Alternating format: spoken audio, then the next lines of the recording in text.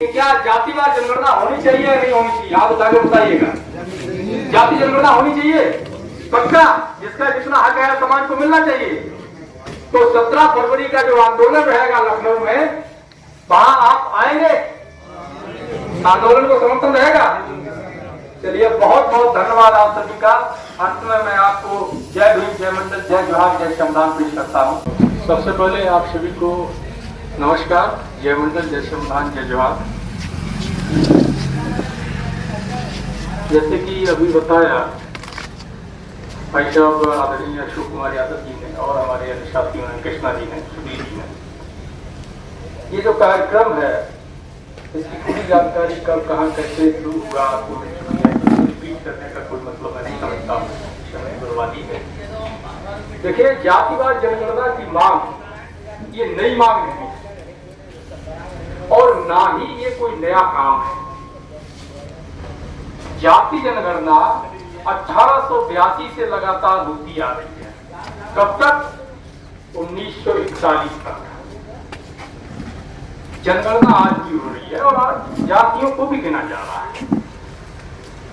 1941 की जो जनगणना थी उसको पहले इसलिए नहीं करार दिया गया तो था और आंकड़े पूरी तरीके से जुटाए नहीं जाते थे। तो 1931 की जनगणना के जो आंकड़े हैं उन्हीं के आधार पर आज जो पॉलिसी बनती है उन्हीं का इस्तेमाल उसमें होता है।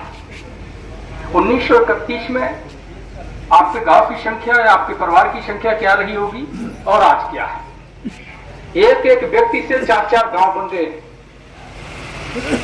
देश की संख्या 1931 में क्या थी, आज क्या है? सबके हाथ में फोन है, गूगल करो पता चल जाएगा, है ना। 1947 में जब सत्ता का ट्रांसफर होता है, जिसको हम आजादी कहते हैं, सत्ता का ट्रांसफर होता है और नेहरू जी उस समय प्रधानमंत्री बनते हैं। तो नेहरू जी पहला काम करते हैं, वो कहते हैं कि हम देखो ऐसा हम आधुनिक भारत बनाना चाहते हैं, एक नया राष्ट्र बनाना चाहते हैं और देश को उन्नति की ओर ले जाना चाहते हैं, भेदभाव को खत्म करना चाहते हैं।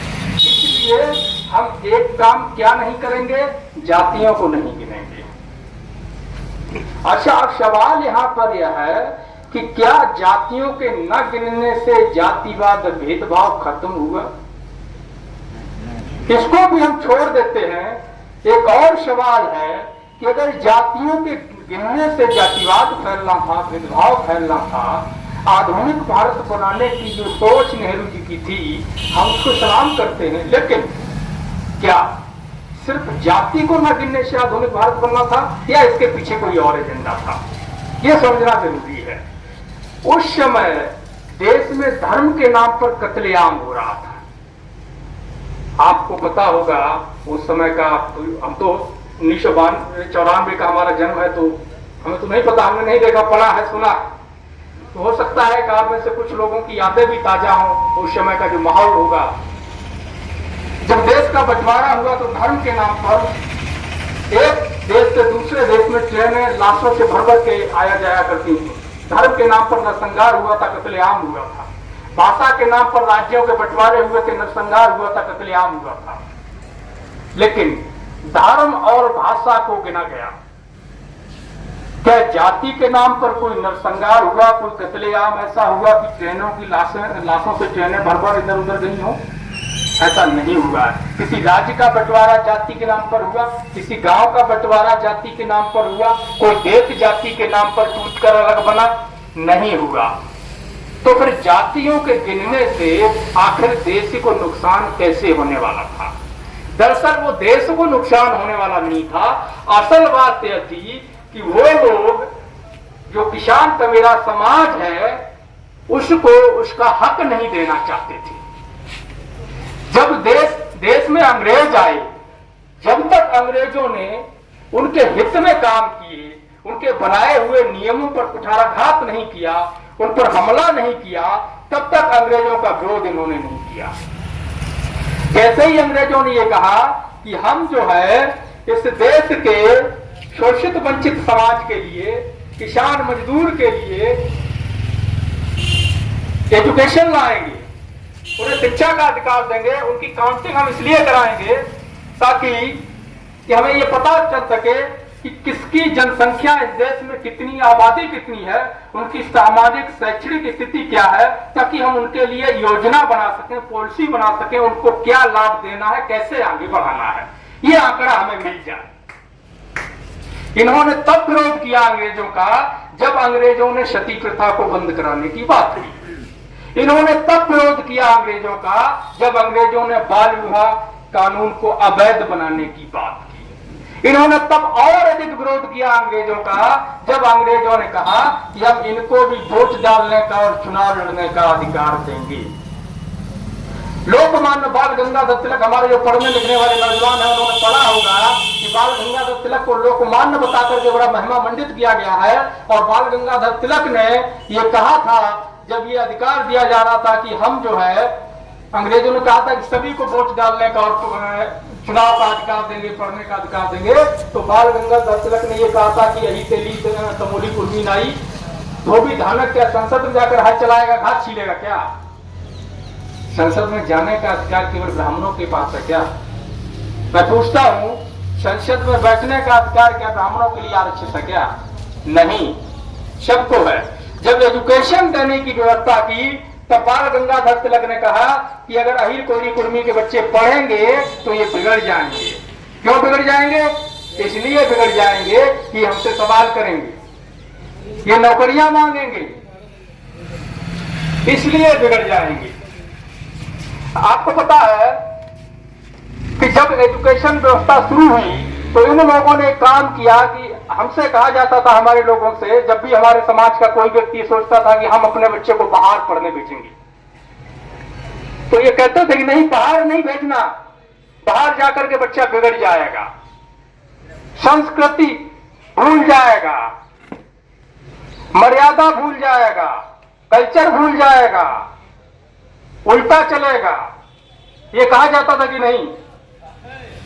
जब भी हमारे समाज का कोई व्यक्ति अपने बच्चों को बाहर पढ़ाने की सोचता था, तब ऐसे लोग जो एकाधिकार समझते हैं एजुकेशन पर और हर चीज पर, वो कहते थे अपने बच्चों को बाहर नहीं भेजना, ये बिगड़ जाएंगे। क्यों? क्योंकि अगर आप बाहर भेजोगे, अच्छी शिक्षा दिलाओगे तो आपका बच्चा आगे बढ़ जाएगा। उन्हें दर्द था इस बात का, वो सवाल करेगा, वो आपको बता देगा ये आपको पाखंड में उलझा रहे हैं, धर्म में उलझा रहे हैं, मूर्ख बना रहे हैं, तो है। तो इसलिए ये सवाल आज बहुत ज्यादा जरूरी हो जाता है। 90 साल बाद, 1931 से आज 2023 चल रहा है, 90, 92 साल, 93 साल हो गया है। आज ये और जरूरी हो जाता है कि जातियों की गिनती करवाई जाए। जाति जनगणना क्यों जरूरी है? एक तो लोग कहते हैं कि भाई जाति जनगणना इसलिए जरूरी है ताकि पता चले कि अहीर कितना है, कोरी कितना है, कुर्मी कितना है, लोधी कितना है, निषाद कितना है, बिंद कितना है, नोनिया कितना है, चौहान कितना है, अंसारी कितना, दुनिया कितना। नहीं नहीं नहीं, सवाल केवल जाति की जनसंख्या जानने का कतई नहीं है। ये भ्रम में मत रहिए कि सवाल जातियों की जनसंख्या का है। अगर सवाल जातियों की जनसंख्या मात्र का होता तो सरकार करा देती और नेहरू जी इसको बंद नहीं करते, क्योंकि शेड्यूल कास्ट और शेड्यूल ट्राइब की भी जातियां गिनी जाती हैं। जनगणना, जाति जनगणना आदि होती है। शेड्यूल कास्ट और शेड्यूल ट्राइब्स, आदिवासी और दलित समाज की जाति जनगणना होती है। अगड़ा और पिछड़ा की जाति जनगणना नहीं होती है। असल में इस देश में जो एक नैरेटिव सेट किया गया है, हिंदू मुसलमान के नाम पर, मंदिर मस्जिद के नाम पर, धर्म के नाम पर लड़ा करके हम लोगों को उलझाए रखने का, वो इसलिए किया गया ताकि जो असल लड़ाई है, हक अधिकार छीने जा रहे हैं, उस समय हम चुप रहते हैं। इसको लेकर उन्होंने कहा था कि जो तेरे साथ अन्याय होता है, जो तेरे साथ अत्याचार होता है, जो तेरा शोषण किया जाता है, तो उसके खिलाफ मेरे भोले किसान तू बोलना सीख ले। दुश्मन जो तेरे साथ अत्याचार करता है, शोषण करता है, दमन करता है। शोषण केवल ये नहीं होता कि हमने किसी को पकड़ के मार दिया, किसी को गाली दे दी। आजकल का जो शोषण है, जो दमन है, वो कलम से होता है। 69,000 शिक्षक भर्ती में 18,000 लोगों की गर्दन काट दी आपकी। अब हम कहेंगे कि गर्दन काट दी तो आप कहोगे 18,000 लोगों को काट डाला, कहीं पता ही नहीं चला। इतना बड़ा खून खराबा होगा और हमें पता नहीं क्या मेरे को बना रहे हो। तलवार से नहीं काटा साहब, कलम से गर्दन काटी गई है ना। तो अब तरीका बदल गया है। पहले तंबू का अंगूठा काट लिया जाता था, अब अंगूठा नहीं काटा जाता है, अब 4 नंबर काटता है। एक लफ्ज का अंगूठा नहीं काटता है, अब 4 नंबर काटता है एक लफ्ज की। पैटर्न चेंज हो गया है, मानसिकता वही है। तो इसलिए ये जरूरी है कि आज हम संक्षिप्त होकर के इस आंदोलन को मजबूत करें। और ये यात्रा जो 25 अगस्त 2022 से शुरू हुई है, 17 फरवरी 2024 तक उत्तर प्रदेश के गांव-गांव में जाएगी और 17 फरवरी 2024 को इसका लखनऊ में समापन होगा। और उस दिन स्थायी आंदोलन की शुरुआत होगी और ये आंदोलन तब तक चलेगा जब तक हमें हमारा अधिकार न मिल जाए। लेकिन आंदोलन लंबा चलेगा और सरकार उससे झुकेगी, ये इस बात से तय होगा कि समाज कितना साथ देता है। हम 2, 4, 10, 50, 100 लोगों के वहां बैठ जाने से अधिकार मिलने वाला नहीं है। ऐसे हजारों लोग बैठे रहते हैं। तो मेरा अंतिम सवाल ये है कि क्या जातिवार जनगणना होनी चाहिए या नहीं होनी चाहिए? आप आगे बताइएगा। जाति जनगणना होनी चाहिए पक्का, जिसका जितना हक है समाज को मिलना चाहिए। तो 17 फरवरी का जो आंदोलन रहेगा लखनऊ में, वहां आप आएंगे, आंदोलन को समर्थन रहेगा। चलिए, बहुत बहुत धन्यवाद आप सभी का। अंत में मैं आपको जय भीम, जय मंडल, जय जोहार, जय श्रमदान पेश करता हूँ। साथियों नमस्कार, जय मंडल, जय श्रमदान, जय जोहार। मैं अनुज सिंह विद्रोही। साथियों, आप देख रहे हो मंडल यात्रा 25 अगस्त 2022 से चल रही है और 17 फरवरी 2024 तक चलेगी। जातिवार जनगणना को लेकर, मंडल कमीशन की सिफारिशों को लागू करवाने को लेकर, जनसंख्या के अनुपात में आरक्षण की मांग को लेकर के, और 17 फरवरी 2024 से स्थायी आंदोलन की शुरुआत होगी। दोस्तों, इस यात्रा के जरिए आंदोलन का निर्माण करने के लिए हमें आपके साथ की ज़रूरत है और सहयोग की ज़रूरत है।